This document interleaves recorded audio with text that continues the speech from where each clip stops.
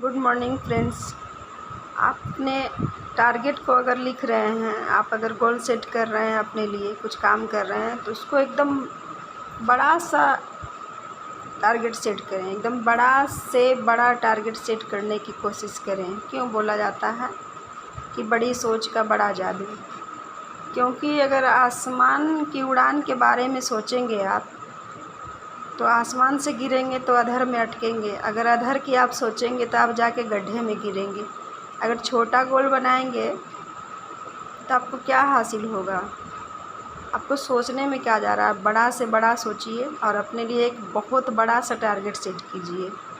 अगर आप 1,00,000 रुपये हर महीने कमाने की अगर सोचते हैं, एक महीने में 1,00,000 रुपये कमाने की टारगेट को सेट करते हैं, तो आपको 1,00,000 रुपये अगर महीना का कमाना है तो आपको 10,00,000 का टारगेट सेट करना होगा। और 10,00,000 रुपये अगर महीने का कमाना है आपको, तो कम से कम 10 करोड़ 50 करोड़ इतना का गोल सेट कीजिए। आप उस पर एफर्ट लगाते लगाते हो सकता है आप 50 करोड़ पर भी पहुंच जाएं। नहीं 50 करोड़ पर पहुंचेंगे तो कम से कम 10,00,000 20,00,000 पर तो ज़रूर आकर के रुकेंगे। अगर 10,00,000 20,00,000 का आप गोल सेट करेंगे, छोटी सोच रखेंगे, अपना सोचने में तो पैसा नहीं लग रहा।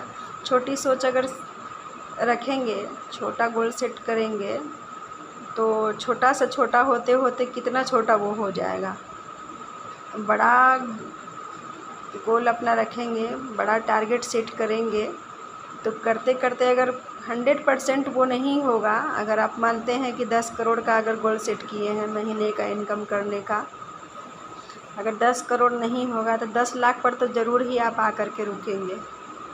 और अगर 10,00,000 रुपये का सेट कीजिएगा तो आप हो सकता है कि 50,000 पर 10,000 पर आकर के रुके, तो क्या फ़ायदा? सोचने में तो कुछ लग नहीं रहा है, लिखने में तो कुछ नहीं लग रहा है।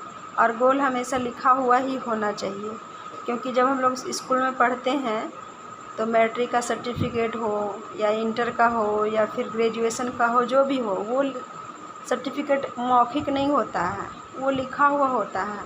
एक पेपर पर उसका प्रूफ होता है कि हाँ सचमुच में आप इतने पढ़े लिखे हैं, आप इतने एजुकेटेड हैं।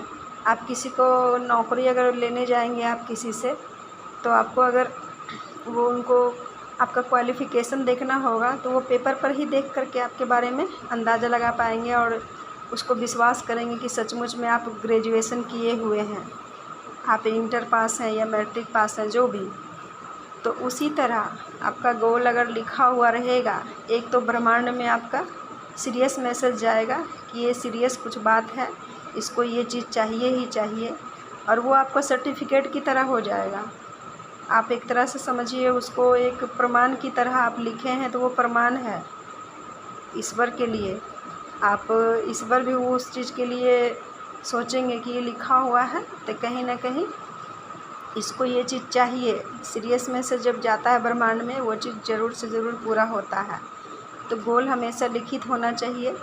और अगर 1 साल का टारगेट आप ले रहे हैं तो उसको छोटा छोटा टुकड़ों में उसको डिवाइड कर लीजिए। जैसे कि हम अपना गोल 1 साल का टारगेट अपना लिए, तो उसको हम हर 3-3 महीना के अनुसार से बांट लिए। फिर हर 3-3 महीना को हर एक दिन के हिसाब से हम उसको बांटें। हम किसी काम को 3 महीना के लिए टारगेट सेट किए अपना 2,000 करने के लिए, 2,000 काम करने के लिए 3 महीना में। तो 3 महीना में हम 2,000 तो नहीं कर पाएँ, लेकिन 200 कर पाएँ। अगर हम 2,000 का अपना गोल सेट नहीं करते 3 महीना में 2,000 काम करने के लिए, तो हम 200 भी नहीं कर पाते। गोल सेट किए तो उस पर फोकस रखें अपना कि हमको करना है। रोज़ थोड़ा थोड़ा थोड़ा थोड़ा करते करते करते आखिर 3 महीने के अंदर मेरा 200 काम पूरा हुआ।